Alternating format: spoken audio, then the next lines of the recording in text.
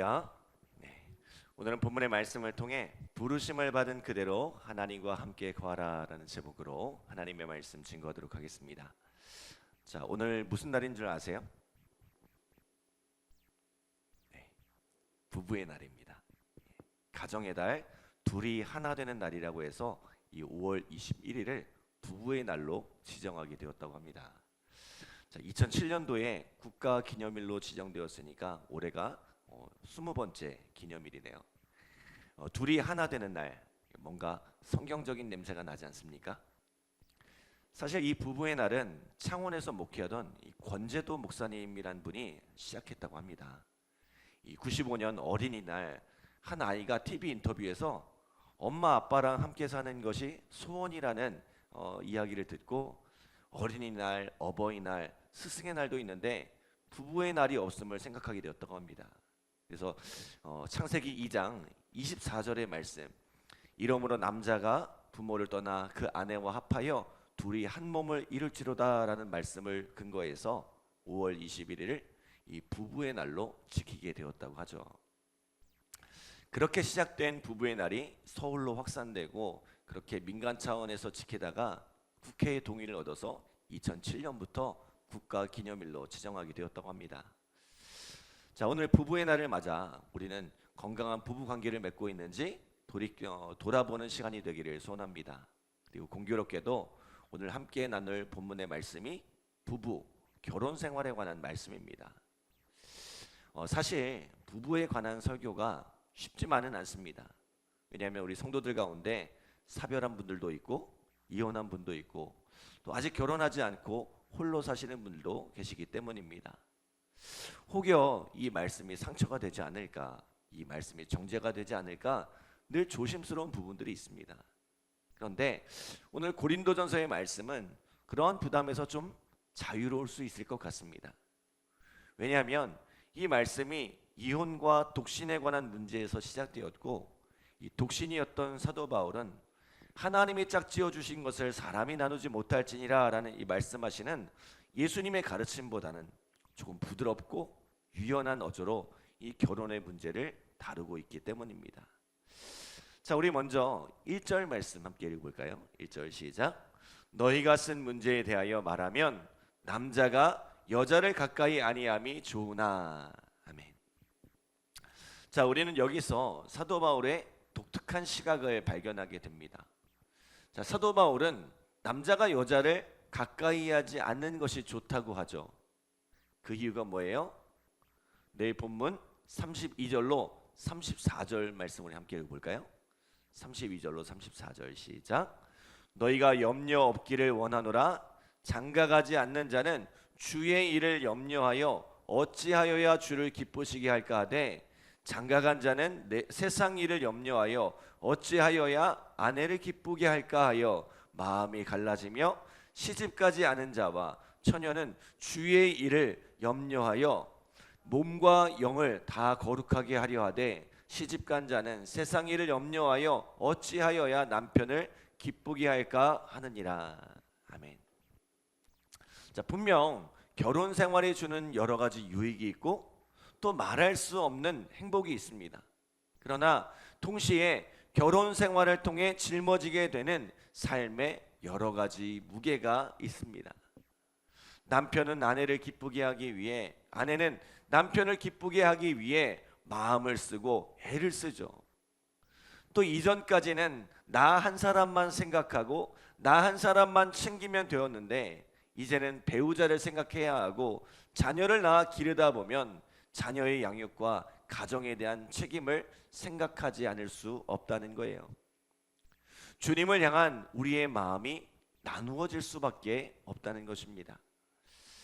사도 바울이 그 엄청난 고난을 견뎌내며 이방의 사도로 위대한 사역을 감당해냈지만 만약 아내가 있고 자식이 있었다면 그렇게 살 수 있었을까요? 낳은 사람 고생하고 고통받는 것은 얼마든지 감당할 수 있어도 아내와 자식이 고통받는 것은 또 다른 문제입니다. 고난 앞에 주저하고 물러설 수밖에 없습니다. 주를 위해 온 마음을 쏟던 이들도 그 마음이 가정으로, 배우자와 자녀들에게로 나누어질 수밖에 없습니다. 때문에 사도 바울은 차라리 혼자인 것도 나쁘지 않다고 합니다. 주를 위해 온전한 마음을 쏟을 수 있다면 그것이 더 유익하다는 거죠. 자, 그럼에도 불구하고 결혼하라 권면하는 이유가 뭐예요? 우리 2절 3절 함께 읽겠습니다. 2절 3절 시작. 음행을 피하기 위하여 남자마다 아내를 두고 여자마다 자기 남편을 두라. 남편은 그 아내에 대한 의무를 다하고 아내도 그 남편에게 그렇게 할지라. 아멘. 악하고 음란한 도시 이 고린도에서 죄를 이기기 위해 남편을 두고 아내를 두라는 거예요. 그리고 남편과 아내가 서로에 대한 의무를 다함으로 남편이 죄의 유혹을 이길 수 있도록, 또 아내가 죄의 유혹에 빠지는 것을 막으라는 것입니다. 다시 말하면 건강한 부부 관계가 세상의 유혹을 이길 수 있다는 거죠. 비단 성적인 문제뿐만 아니라 건강한 부부 관계는 세상을 이기는 힘이 됩니다. 창세기 2장 18절에 보면 여호와 하나님이 이르시되 사람이 혼자 사는 것이 좋지 아니하니 내가 그를 위하여 돕는 배필을 지으리라 하시니라 라고 말씀합니다. 하나님께서 남자와 여자를 지으시고 서로에게 돕는 배필이 되게 하셨다는 거죠. 히브리 원문에는 에젤 케네그도 여기서 에젤이 뭐라고 했죠? 전능하신 하나님의 도움을 뜻하는 것이라고 했습니다. 하나님이 우리를 도우시는 것처럼 그렇게 서로 도우라는 거죠. 남편은 최선을 다해 아내를 도와 아내에게 하나님의 도움이 되라는 거예요. 아내는 최선을 다해 남편을 도와 남편에게 하나님의 도움이 되라는 거예요. 그렇게 서로를 도움으로 서로에게서 하나님의 도우심을 보라는 것입니다. 또 둘이 그렇게 사랑으로 연합할 때에 그 속에 하나님의 도우심이 있으리라는 거예요. 우리 각 사람은 연약하지만 함께하면 넘어지지 않으리라는 것입니다. 남편과 아내가 온전히 연합하면 세상의 어떤 죄와 유혹도, 세상의 어떤 문제도 이겨낼 수 있으리라는 것입니다. 그러므로 5절에는 이렇게 권면하죠. 우리 같이 한번 읽어볼까요? 서로 분방하지 말라. 다만 기도할 틈을 얻기 위하여 합의상 얼마 동안은 하되 다시 합하라. 이는 너희가 절제 못함으로 말미암아 사단이 너희를 시험하지 못하게 하려 함이라. 아멘. 자, 기도하기 위해 작정한 얼마 동안은 떨어지되 가능하면 분방하지 말라는 거죠. 왜요? 사단이 틈탈 수 있기 때문에. 여러분, 하와가 언제 무너졌어요? 아담과 떨어져 있을 때 무너졌습니다. 홀로 있던 그 시간에 뱀이 찾아와 그를 유혹하니 무너지더란 거예요. 건강한 가정의 울타리가 나를 지키는 힘이 된다는 것입니다. 여러분, 신앙생활은 절대로 혼자 하는 것이 아닙니다. 믿음의 배우자가 함께 한다면 좋겠지만 그렇지 못하다면 좋은 공동체, 또 좋은 믿음의 동역자들과 함께 하시기 바랍니다. 바울도 독신이었지만 그 곁에 돕는 배필과 같은 믿음의 동역자들이, 또 좋은 공동체가 그 곁에 늘 함께 하고 있었습니다. 저는 여러분의 부부관계가 에제르 케네그도 하나님의 도우심을 경험하는 그런 관계가 되기를 소원합니다. 또 우리 공동체 안에서 돕는 배필과 같은 믿음의 동역자들을 만나는 은혜가 함께하기를 간절히 기도합니다. 두 번째로 바울은 결혼과 이혼, 독신의 문제를 부르심의 문제로 바라봅니다. 자, 우리 24절 말씀 함께 읽어볼까요? 24절 시작. 형제들아, 너희는 각각 부르심을 받은 그대로 하나님과 함께 거하라. 아멘. 여러분, 일반적으로 사회적 시선은 결혼을 장려하고 이혼이나 독신을 좋지 못하게 보는 시선이 있습니다. 특히 교회 안에서는 이것을 성경의 잣대로 판단하려 하다 보니 온갖 정죄가 난무합니다. 살다 보니 이혼할 수도 있고, 또 결혼이 늦어지거나 못할 수도 있는데 큰 죄라도 지은 것처럼 잘못된 시선을 보내죠. 오늘 고린도 교회 안에도 이런 문제들이 있었습니다. 고린도 교회는 믿지 않는 이방인들이 개종하면서 생긴 교회입니다. 한 가정이 구원을 받아 성도가 되기도 했지만 어떤 가정은 남편만 혹은 아내만 신앙을 갖게 된 경우도 있었습니다. 혹은 처녀의 몸으로 총각의 몸으로 신앙을 갖게 된 경우도 있죠.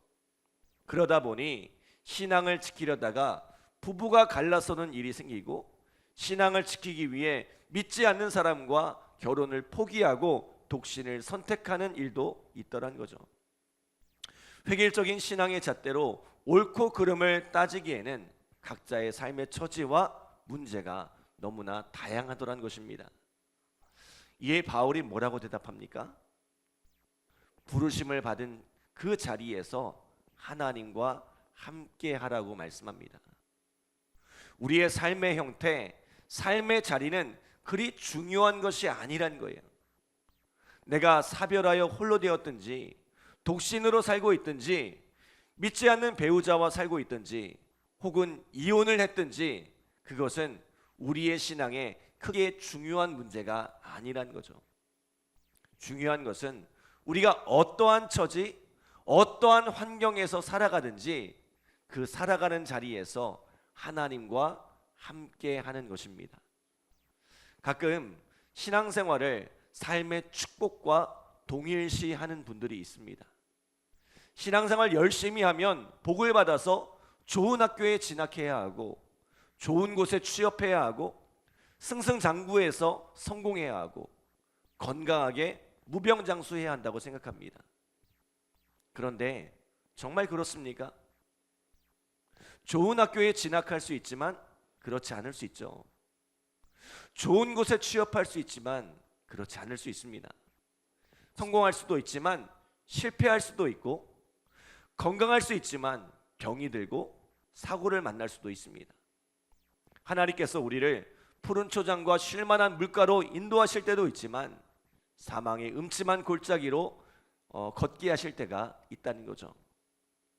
중요한 것은 우리가 어디에 있느냐 하는 것이 아니라 누구와 함께하고 있느냐는 것입니다. 이스라엘이 젖과 꿀이 흐르는 가나안 땅에 들어갔지만 그 전에는 40년간 광야를 지나야 했고 또 그 전에는 400년간 애굽에서 종살이하던 시절이 있었습니다. 그런데 그 모든 것이 하나님의 부르심과 인도하심 속에 있었다는 거예요. 사도 바울은 오늘 이렇게 이야기합니다. 할례자로 부름받았다면 굳이 무할례자가 되려 하지 말고 또 무할례자로 부름을 받았다면 할례자가 되려 하지 말며 종으로 부름받았다면 자유케 될 수도 있지만 여전히 종이 되었다고 염려하지 말라는 거예요. 내가 선 그곳이 하나님의 부르신 자리라는 믿음을 가지고 하나님과 동행하며 살면 그것이 바로 참 신앙의 길이라는 거죠.